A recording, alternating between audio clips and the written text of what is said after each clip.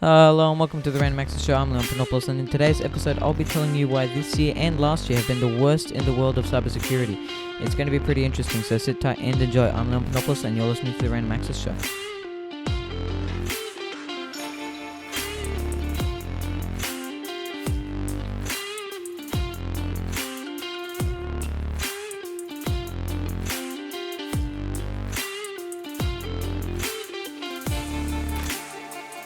Hello and welcome to the Random Access Show. Now, today I'm talking all about cybersecurity and in particular why we are very, very bad at it. Now, in my opinion, this year and last year have been the worst years in the world of cybersecurity. We've had more hacks than ever. We've had the Optus data breach and the Medibank data breach in Australia last year. We've had a few other data breaches that I will be mentioning along the way, including MGM and Caesars Palace, really big casino operators who you would think would have better cybersecurity measures in place, but obviously didn't. Now, look, I'm going to start by listing a few of the most recent data breaches, including this first one by Air Europa. It's actually probably the most recent data breach. It occurred on October the 11th, which is, as of recording, 4 days ago. And it's a Spanish airline, and they told customers to cancel all their credit cards after hackers accessed financial information during this data breach, including card numbers, expiry dates, CVV numbers, which are those 3-digit numbers on the back of your credit card, and they were all extracted from Air Europa's system. Now, it's an airline. You'd think they have some measures in place, but obviously not. And it's actually quite disappointing. And this is going to be a common talking point throughout this episode. These companies do not have the cybersecurity measures in place that they probably should. And obviously, you're not going to be able to stop every single data breach that occurs, but you should be able to contain it as quickly as possible. And I'm going to give you a stat right now, and this is from last year.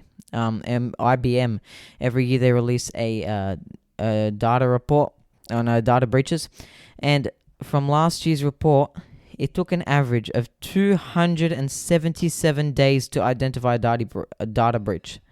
277 days to identify a data breach on average. That means that there were data breaches that have gone on for longer. There are data breaches that have probably been going on for years, and they haven't been identified yet.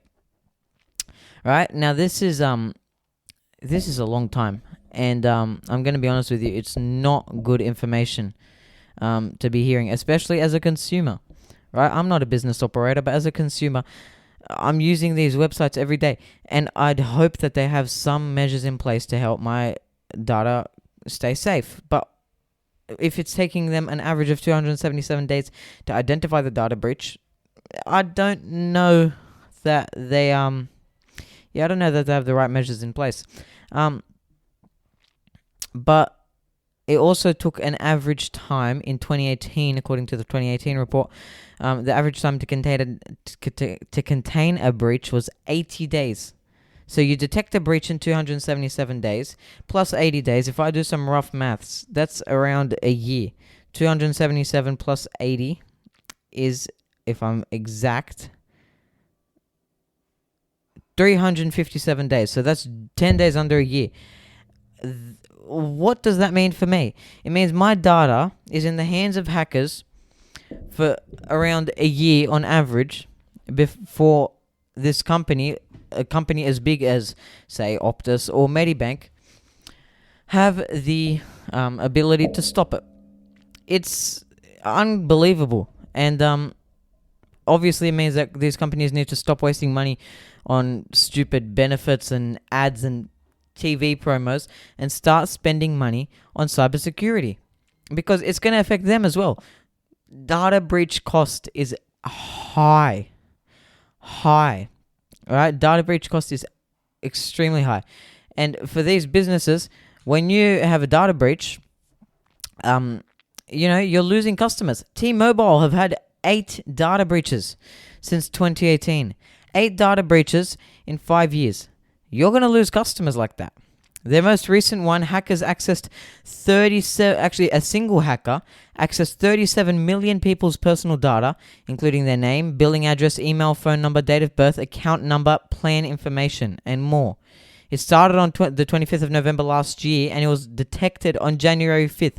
That's over a month and a bit that it took them to figure it out. I'm glad it's not 277 days like the average. That's a whole bunch of time for the hacker to do whatever they want, right? And it's one singular hacker. One singular hacker got 37 million people's personal information, right? If you're with T-Mobile, they've been hacked 8 times in the last 5 years. That's called customer loss, right?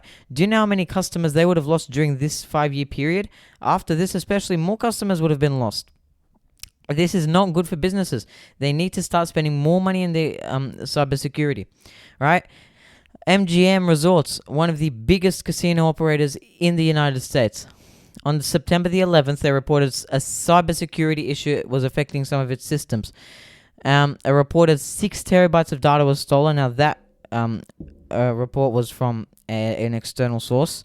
And the method used was one called phishing. Now, it's a take on phishing, except it's when you're calling, and it's using voice as the method of phishing, and I'll explain the term phishing in just a second. But what happened was this hacker went on LinkedIn, found one employee, including his name, title, and information, and then he used that, called up the MGM help desk, said, hey, I'm this employee. I need my password reset.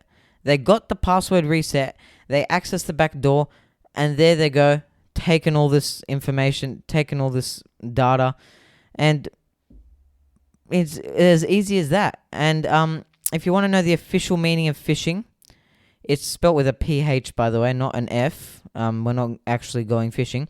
It is, according to Google, the fraudulent practice of sending emails or other messages purporting to be from reputable companies in order to induce individuals to reveal personal information such as passwords and credit card numbers. Right, that's a really long definition, right? But it's just basically pretending to be somebody that you're not, to trick people into giving you information. The Collins Dictionary online says, phishing is the practice of trying to trick people into giving secret information using fake emails or websites. The details are then used to steal people's money or to steal their identity in order to commit crimes. Now, phishing is better known as when you get that call from the guy pretending who thinks he's from Amazon and says that your Amazon account has been hacked. Now, the thing is, you don't have an Amazon account, therefore that is phishing. They are pretending to be from Amazon and pretending to say that your Amazon account has been hacked. Give us your information and we can fix it for you. It's when you get an email from a bank that you're not even with saying you need to click this receipt to secure your account. It's all these sorts of things that are phishing, and it's all coming from human error. These data breaches are coming from human error. That's how most data breaches actually occur. Right? And if we are smarter about how we undergo our digital lives, how we give out our information, not to just any random person, then maybe, just maybe, we'll have a few less data breaches caused by human error. How many data breaches are caused by human error? Officially, according to Stanford University researchers, 88% of all data breaches are caused by an employee mistake. 88% of all data breaches are caused by an employee mistake. That means 88% of all data breaches could have been prevented. These companies not only need to spend more money on cybersecurity teams, but they need to spend more money on training their employees on not to click links. Now, one of my relatives works for a particular company, and I'm not going to mention, but they will actually, the internal cybersecurity team there will send out a message every now and then with a link to click on to all employees saying something like, secure your employee account here now, or something along those lines. And the amount of people that he was telling me click on it, he didn't give me a figure, but the amount of people that he was telling me actually click on that link, a lot more people than it should be. Right, this link is sent out just to test these employees' cybersecurity knowledge and to test whether they'll fall for phishing links, and they do. Do you know how many messages I've gotten from the toll company linked, and I don't even have a car. I don't drive a car, and apparently Link needs me to click on one of these links because I have failed to pay a bill. Here's the most recent one. System notification. It is detected that you have a bill that failed to be paid. Please deal with it immediately, otherwise you will be subject to more serious fines. Act immediately. Link Corporation, and there is just some random .club link. These links are all fake, and we need a lot more cybersecurity training. Your shipment is on hold. Please timely update your delivery address. There again, a .buzz link. I didn't even know that existed. Right, these links are not real, and people are still clicking on them. People are having their data stolen, and they're wondering why. Oh, I just clicked on a link. I didn't think it was going to be fake. It's just common sense. Do not click on links that you do not know. And I'm actually gonna put a link in the description. I know that's very ironic, but I'm gonna put a link in the description where I go and scan every single link that I don't know where it's come from before I click on it. It's urlscan.io, and it will scan every link that you put in there, and it will give you a screenshot of it. It will tell you where it's from. It will give you security stats on it.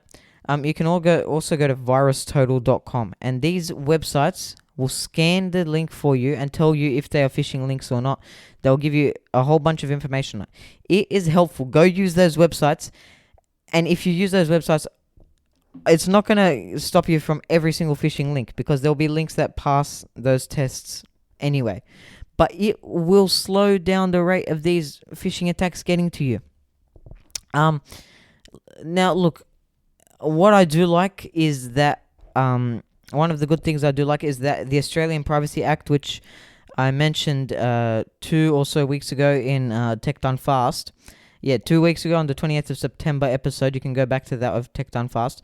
But what I liked about that is the Australian Privacy Act updated or was reviewed, and you can now sue a company if your data has been affected in a breach that of that company's information. So, for example, that would mean, I don't know if this works retrospectively or retroactively, but if the Optus hack was in 3 weeks' time, I could sue Optus because my information was a part of their breach, which thank God it wasn't, but I could sue them. It is part of this new revision to the Australian Privacy Act. But we need more laws like this that mandate that all companies have some sort of cybersecurity team, some sort of cybersecurity training for their employees.